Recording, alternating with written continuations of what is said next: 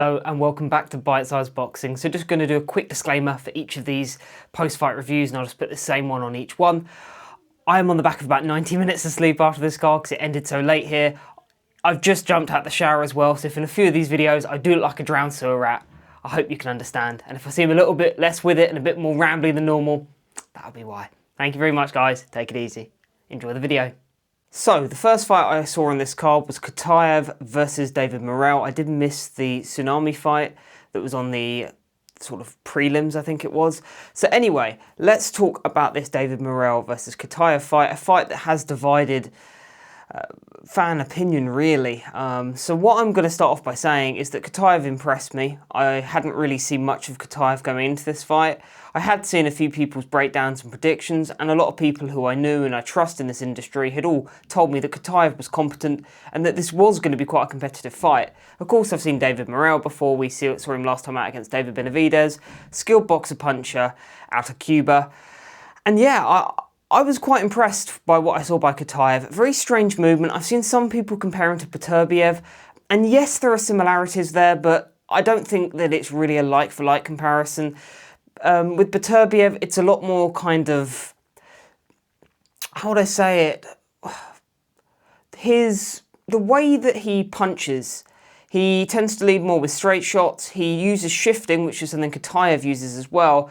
But the movement and the body mechanics of Beterbiev are a bit more conventional, whereas with Khataev, they're a lot more disjointed. So one thing you'll notice is that he was using this very bizarre foot movement, where he was kind of jumping in and jumping out and sort of shuffling with on his toes on the front foot. But the thing with Khataev's movement is, unlike someone like Beterbiev who can sort of step in with that jab, he was kind of very disjointed. He has very strange body mechanics, Khataev, but that meant that David Morrell really struggled to read those body mechanics. And another thing with Khataev is that he throws incredibly unusual punch sequences. So if you look at when David Morrell was getting caught in this fight, a lot of it wasn't because he was, throwing a conventional jab and then throwing his straight shots off the jab, like you'd see with a Beterbiev. Khataev was leading with right uppercuts and right hooks, which is obviously everything against what you're supposed to do. But David Morrell, being a more sort of conventional boxer puncher, he didn't really know what to do with that, and he was getting very confused. He's waiting for a jab to come, and suddenly a right uppercut's coming at him, and he's getting caught with these shots. That being said, David Morrell, over the 10 rounds, he definitely started to come into it in the second half of the fight. He was starting to have a bit more success. Khataev was definitely looking a little bit more jaded. I think that gas tank is something to keep an eye on. It doesn't look particularly good, in fairness. And if this was a 12-rounder, you would say that possibly Morrell would win, just based on activity and sort of having more gas in the tank in the second half of the fight. Of course, in this fight, Morrell got dropped for the first time in his career as well, and we saw Khataev can punch. Khataev got Morrell's respect quite early in this fight, and Morrell seemed hesitant for pretty much the rest of the fight.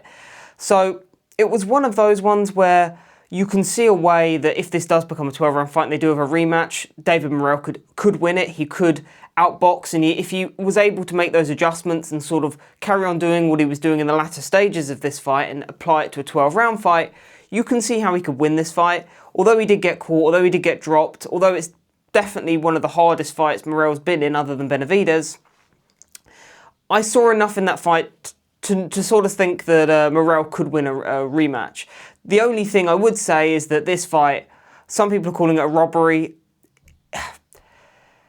It wasn't the worst robbery I've seen, but it definitely was one of those fights that I wasn't scoring it round by round, but over the 10 rounds, I felt Khataev had easily won 5 or 6 of those rounds, and he had a knockdown, so there was no case you could make for Morrell winning. It was one of those ones where at best you had it a draw, and then maybe, with the knockdown, Morrell couldn't have won. So for Morrell to win a split decision, it's an eyebrow raiser. It's one of those ones. But unfortunately, given where Khataev is from currently, not being the most popular in the Anglosphere, and also the fact that he isn't backed with a major promoter, he's not based in the US, I think he's based in Canada, he's a bit more niche, Morrell is unfortunately the more marketable A-side. So in a tight fight like this, Morrell was going to be the one that got it, and that's just boxing politics, isn't it? But I would like to see Khataev again. I'd like to see the rematch. Morrell was asked at the end of the fight, would you take this fight? And he was like, yeah, if they want it, the fans, yeah, I'm not saying no. I think that's what he said, I'm not saying no, which doesn't fill me with confidence. He didn't go, yeah, give it to me now. I want to, prove that I'm better than this guy. I'll take a rematch immediately. He turned around and went, well, if I'm not saying no to it. So I don't think Morrell's particularly keen on that work again. But it was one of those. I thought Khataev had done enough, and I think he was quite unfortunate not to get the nod in this one.